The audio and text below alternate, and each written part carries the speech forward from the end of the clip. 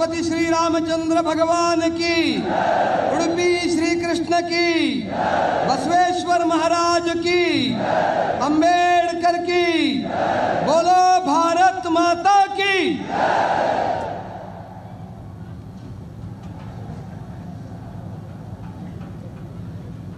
ಶ್ರೇಷ್ಠ ತಪಸ್ವಿ ಉಡುಪಿಯ ಭಕ್ತಿಗೆ ಒಲಿದಂಥ ಭೂಮಿ ಇದು. ದೇವರು ಜಾತಿಗಲ್ಲ ಭಕ್ತನಿಗೆ ಒಲಿತಾನೆ ಅನ್ನುವಂತಹದ್ದನ್ನು ಸಮಾಜಕ್ಕೆ ಕನಕದಾಸನ ಕಿಂಡಿಯ ಮೂಲಕ ತೋರಿಸಿದಂಥ ಸಾಮರಸ್ಯದ ನೆಲ ಯಾವುದಾದ್ರೂ ಇದ್ದರೆ ಅದು ಉಡುಪಿ.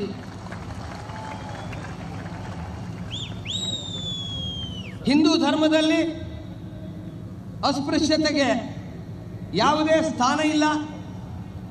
ನಾವೆಲ್ಲ ಹಿಂದೂಗಳು, ನಾವೆಲ್ಲ ಬಂಧುಗಳು, ನಾವೆಲ್ಲ ಒಂದು ಅನ್ನೋದನ್ನು ಸಾರಿ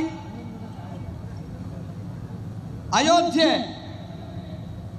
ಇಂಥ ಒಂದು ಸಾಮರಸ್ಯದ ಆತ್ಮೀಯತೆಯ ಸಂಕೇತವಾಗಿ, ಸ್ವಾಭಿಮಾನದ ಸಂಕೇತವಾಗಿ ಮೆರಿಬೇಕು ಅನ್ನೋ ದೃಷ್ಟಿಯಿಂದ ತಾಲಾಕ್ ಹೋಲೋ ಆಂದೋಲನಕ್ಕೆ ಪ್ರೇರಣೆ ಕೊಟ್ಟಿರುವ ನೆಲ ಯಾವುದಾದ್ರೂ ಇದ್ರೆ ಅದು ಉಡುಪಿ. ಆ ನೆಲದಲ್ಲಿ 3 ದಿನಗಳ ಧರ್ಮ ಸಂಸತ್ ನಡೀತು.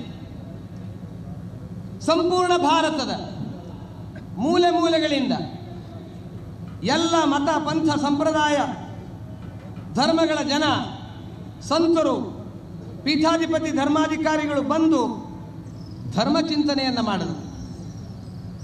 ಆದರೆ ಕೆಲವರು ಹಳದಿ ಗಾಜನ್ನು ಹಾಕ್ಕೊಂಡಿದ್ದಾರೆ. ಅವರಿಗೆ ಈ ಧರ್ಮ ಸಂಸತ್ತು ಅವರ ಕನ್ನಡಕಕ್ಕೆ ಕೋಮುವಾದಿ ಅಂತ ಕಾಣಿಸುತ್ತೆ.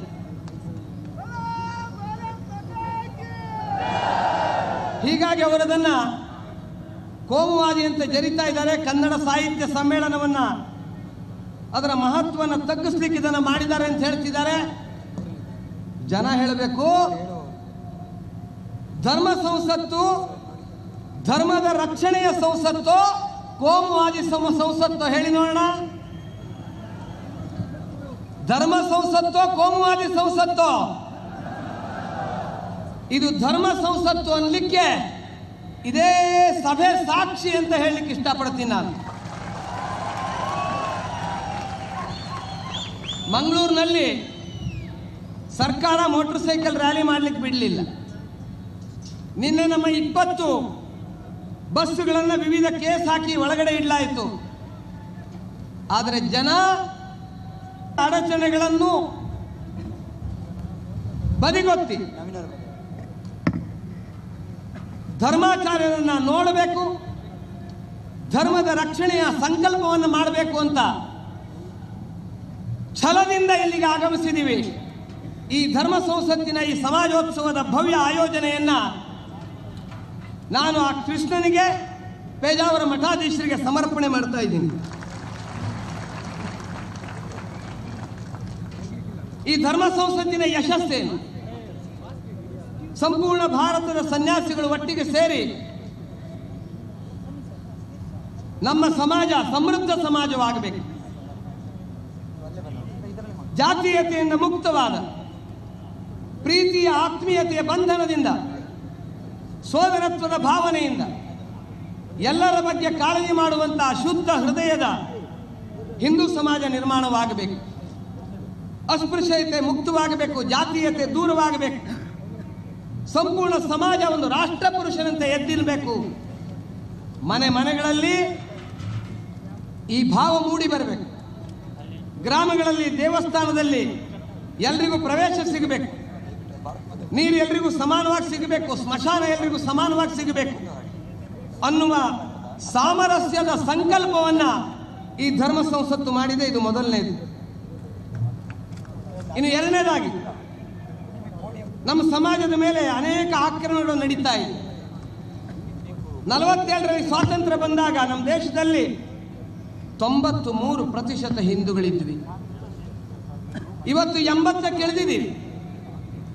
ನಮ್ಮ ಪಕ್ಕದ ಪಾಕಿಸ್ತಾನದಲ್ಲಿ ಸ್ವಾತಂತ್ರ್ಯ ಬಂದಾಗ ಹಿಂದೂಗಳ ಜನಸಂಖ್ಯೆ 11% ಇತ್ತು, ಇವತ್ತು 2%ಗೆ ಇಳಿದಿದೆ. ನಾವೇ ನಿರ್ಮಾಣ ಮಾಡಿದ ಬಾಂಗ್ಲಾದೇಶ ಸ್ವಾತಂತ್ರ್ಯ ಬಂದಾಗ 47ರಲ್ಲಿ 29% ಹಿಂದೂಗಳಿದ್ರು, ಇವತ್ತು 8% ಇಳಿದಿದ್ದಾರೆ.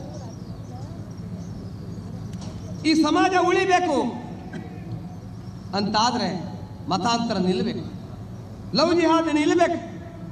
ಆ ಸಂಕಲ್ಪ ಈ ಧರ್ಮ ಸಂಸತ್ನಲ್ಲಾಗಿದೆ. ನಮ್ಮ ಕರಾವಳಿಯ ಭೂಮಿಯಲ್ಲಿ ಬಹಳ ದೊಡ್ಡ ಪ್ರಮಾಣದಲ್ಲಿ ಲವ್ ಜಿಹಾದ್ ನಡೀತಾ ಇದೆ, ಮತಾಂತರದ ಪ್ರಕ್ರಿಯೆ ನಡೀತಾ ಇದೆ.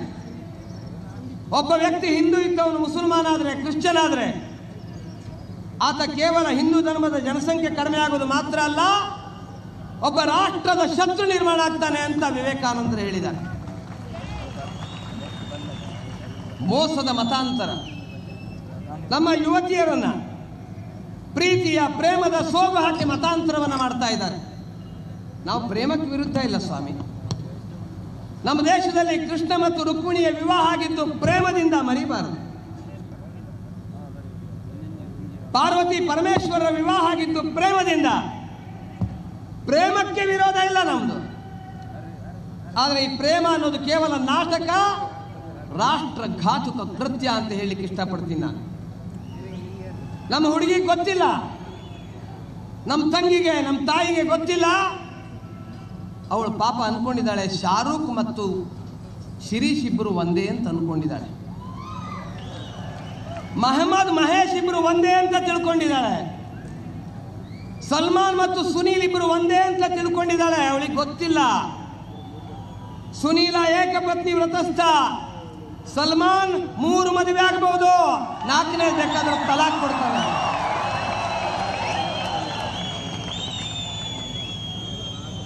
ಮೋಸದ ಪ್ರೇಮದ ನಾಟಕವಾಡಿ ನಮ್ಮ ತಂಗಿಯನ್ನ ಮತಾಂತರಗೊಳಿಸಿ ಅವರ ಜೀವನವನ್ನು ಹಾಳು ಮಾಡಿ, ವೇಶ್ಯಾವಾಟಿಕೆಗೆ ತಳ್ಳಿ, ಹೆರುವ ಯಂತ್ರ ಮಾಡಿ, ಬೇರೆ ಬೇರೆ ಕೆಲಸಕ್ಕೆ ಹಚ್ಚಿ ಅವಳ ಜೀವನವನ್ನು ನರಕ ಮಾಡುವ ಈ ಒಂದು ಷಡ್ಯಂತ್ರ ಲವ್ ಜಿಹಾದನ್ನು ವಿರೋಧಿಸಬೇಕು. ಇದು ಹಿಂದೂ ಧರ್ಮದ ಸ್ವಾಭಿಮಾನದ ಪ್ರಶ್ನೆ. ಇದು ನಮ್ಮ ಸಮಾಜದ ರಕ್ಷಣೆಯ ಸಂಕಲ್ಪ ನಾವು ಮಾಡಬೇಕು. ನಮ್ಮ ತಂಗಿಯನ್ನು ಉಳಿಸ್ಕೊಳ್ಬೇಕು, ನಮ್ಮ ತಾಯಿಯನ್ನು ಉಳಿಸ್ಕೊಳ್ಬೇಕು. ಒಬ್ಬಳು ಹುಡುಗಿ ಲವ್ ಜಿಹಾದಿಗೆ ಬಲಿಯಾಗಕ್ಕೆ ಬಿಡಲ್ಲ ಅನ್ನೋ ಸಂಕಲ್ಪವನ್ನು ನಾವು ಮಾಡಬೇಕು. ಸಿದ್ಧರಿದ್ದೀವಾ ಇಲ್ಲೋ? ಮುಸಲ್ಮಾನರಿಗೆ ಒಂದು ಎಚ್ಚರಿಕೆ ಕೊಡ್ಲಿಕ್ಕೂ ಇಷ್ಟಪಡ್ತೀನಿ. ಲವ್ ಜಿಹಾದನ್ನು ನಿಲ್ಲಿಸಿ. ನಿಮಗೆ ಪ್ರೇಮ ಮಾಡೋದ್ರ ಬೇಕಾದಷ್ಟು ಮುಸಲ್ಮಾನ್ ಹುಡುಗಿಯರಿದ್ದಾರೆ, ಮಾಡಿ. ಅಕಸ್ಮಾತ್ ಈ ಲವ್ ಜಿಹಾದನ್ನು ನಿಲ್ಲಿಸಿಲ್ಲ ಅಂದ್ರೆ ಬಜರಂಗ ದಳದಲ್ಲೂ ಯುವಕರಿದ್ದಾರೆ, ನಮಗೂ ಪ್ರೇಮ ಮಾಡಕ್ ಬರುತ್ತೆ. ನನಗೆ ರಾಮನ ಆದರ್ಶ ಮಾತ್ರ ಇಲ್ಲ, ಕೃಷ್ಣನ ಆದರ್ಶನೂ ಗೊತ್ತಿದೆ. ಲವ್ ಜಿಹಾದನ್ನ ನಿಲ್ಲಿಸಿ. ಇಲ್ಲ ಅಂದ್ರೆ ನಿಮಗೆ ಮದುವೆ ಆಗ್ಲಿಕ್ಕೆ ಒಬ್ಬಳು ಹುಡುಗಿ ಮುಸಲ್ಮಾನ್ ಸಿಗಲಿಕ್ಕಿಲ್ಲ.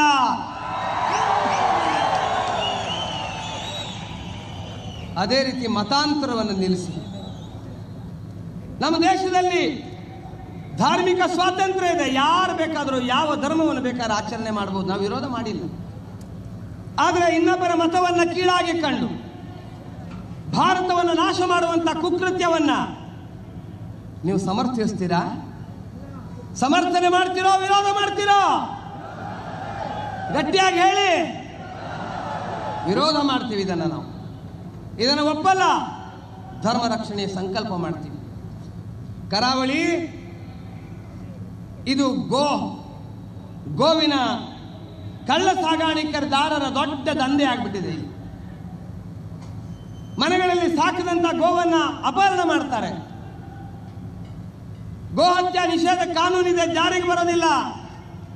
ದುರ್ದೈವ ಏನು, ಗೋ ರಕ್ಷಣೆಗೆ ಹೊರಟಂತಹ ಜನಗಳಿಗೆ ಸಹಕಾರ ಯಾರು ಕೊಡೋದೇ ಇಲ್ಲ. ಬಜರಂಗ ದಳದ ಕಾರ್ಯಕರ್ತರು, ಹಿಂದೂ ಸಮಾಜದ ಯುವಕರು ಗೋವನ್ನ ರಕ್ಷಣೆಯ ಸಂಕಲ್ಪ ಮಾಡಿ ಪಣವನ್ನಾಗಿಟ್ಟು ಈ ಕರಾವಳಿಯ ರಕ್ಷಣೆ ಮಾಡಿದ್ದಾರೆ. ಇದಕ್ಕೆ ಬಲಿಯಾಗಿದ್ದು ಇದೇ ಮೂಡುಬಿದಿರೆಯ ಪ್ರಶಾಂತ ಪೂಜಾರಿ. ನಾನು ಆತನನ್ನು ಗೌರವಿಸ್ತೀನಿ, ಧರ್ಮಕ್ಕಾಗಿ ಬಲಿದಾನ ಮಾಡಿದ. ಕರ್ನಾಟಕದಲ್ಲಿ ಗೋಹತ್ಯೆ ನಿರಂತರ ನಡೀತಾ ಇದೆ. ಈ ಗೋವಿನ ಹತ್ಯೆ ನಿಲ್ಲಬೇಕು. ಗೋಹತ್ಯೆ ಮುಕ್ತ ಭಾರತವಾಗಬೇಕು. ಗೋವು ನಮ್ಮ ತಾಯಿ, ಗೋವು ನಮ್ಮ ಜನನಿ. ಇದು ಗೋವು ದೇವಳು, ತಾಯಿ, ದೇವಿ. ಅವಳ ಮಾಂಸವನ್ನು ತಿನ್ನಲ್ಲ ಅನ್ನುವಂಥ ಸಂಕಲ್ಪವನ್ನು ಎಲ್ಲರೂ ಮಾಡಬೇಕು ಅಂತ ಪ್ರಾರ್ಥನೆ ಮಾಡ್ಕೋತೀನಿ. ನಮ್ಮಲ್ಲಿ ಒಂದು ಕಡೆಗೆ ಮುಸಲ್ಮಾನರು ಹತ್ಯೆ ಮಾಡಿದ್ರೆ, ಇನ್ನೊಂದು ಕಡೆಗೆ ಅನೇಕ ಸಲ ನಮ್ಮ ಹಿಂದೂಗಳೇ ಅವರಿಗೆ ಸಮರ್ಥನೆ ಮಾಡ್ತಾರೆ. ಕಸಾಯಿಗಳಿಗೆ ಮಾರೋರು ಅನೇಕ ಜನ ಹಿಂದೂಗಳು, ಟ್ರಾನ್ಸ್ಪೋರ್ಟರ್ ಹಿಂದೂ, ಅವರಿಗೆ ಕಡಿಬಹುದು ಅಂತ ಸರ್ಟಿಫಿಕೇಟ್ ಕೊಡುವಂತ ಡಾಕ್ಟರ್ ಅನೇಕ ಸಲ ಹಿಂದೂ. APMCಯಲ್ಲಿ ಕೃಷಿಕರಿಗೆ ಸಾಗಾಟ ಮಾಡಲಿಕ್ಕೆ ಕೊಟ್ಟಿದ್ದೀವಿ ಅಂತ ಸರ್ಟಿಫಿಕೇಟ್ ಕೊಡೋನು ಹಿಂದೂ. ಗೋ ಹತ್ಯೆಗೆ ಒಯ್ತಾ ಇರುವಂತಹ ಗೋವನ್ನು ರಕ್ಷಣೆ ಮಾಡ್ಲಿಕ್ಕೆ ಹೊರಟ್ರೆ ನಮ್ಮನ್ನ ಹಿಡಿದು ಒಳಗಾಕಿ ಕೇಸ್ ಹಾಕೋ ಪೊಲೀಸ್ ಸಹ ಹಿಂದೂ. ಎಂತ ದುರ್ದೈವ ನೋಡಿ. ಅವನಿಂದ ಸ್ವಲ್ಪ ರಕ್ಷಣೆ ಕೊಡುವಂತ ರಾಜಕಾರಣಿಗಳ ಹತ್ರ ಹೋದ್ರೆ ನಮಗೆ ಉಪದೇಶ ಮಾಡಿ ಮುಸಲ್ಮಾನರಿಗೆ ಸಮರ್ಥನೆ ಮಾಡುವಂತ ಆ ರಾಜಕೀಯ ನಾಯಕನು ಹಿಂದೂ. ಹೀಗಾಗಿ ನಾನು ಆ ಗೋಮಾತೆಯ ರಕ್ಷಣೆಗಾಗಿ ಪೊಲೀಸ್ ಹಿಂದುವಿನಲ್ಲಿ, ರಾಜಕಾರಣಿ ಹಿಂದುವಿನಲ್ಲಿ, ವ್ಯಾಪಾರಿ ಹಿಂದುವಿನಲ್ಲಿ, ಟ್ರಾನ್ಸ್ಪೋರ್ಟರ್ ಹಿಂದುವಿನಲ್ಲಿ, ಕೃಷಿಕ ಹಿಂದುವಿನಲ್ಲಿ, ಎಲ್ಲ ಹಿಂದುವಿನಲ್ಲಿ ಪ್ರಾರ್ಥನೆ ಮಾಡ್ಕೊಳ್ತೀನಿ. ನನ್ನ ತಾಯಿಯನ್ನು ರಕ್ಷಣೆ ಮಾಡಿ, ಕಡಿಬೇಡಿ, ಕೊಲ್ಲಿಕ್ಕೆ ಬಿಡಬೇಡಿ ಎನ್ನ ಸಂಕಲ್ಪವನ್ನು ಮಾಡಿ. ಕೇವಲ ಇಷ್ಟು ಮಾತ್ರ ಅಲ್ಲ, ಯಾರಾದರೂ ಕಡಿದ್ರೆ ಅದನ್ನು ವಿರೋಧಿಸಿ ಯಾರು ಗೋವಿನ ಮಾತೆಯನ್ನು ಕಡಿತಾರೋ ಅದರ ರಕ್ಷಣೆ ಮಾಡಲಿಕ್ಕೆ ನಮಗೆ ಶಿವಾಜಿ ಮಹಾರಾಜರ ಆದರ್ಶ ಇದೆ.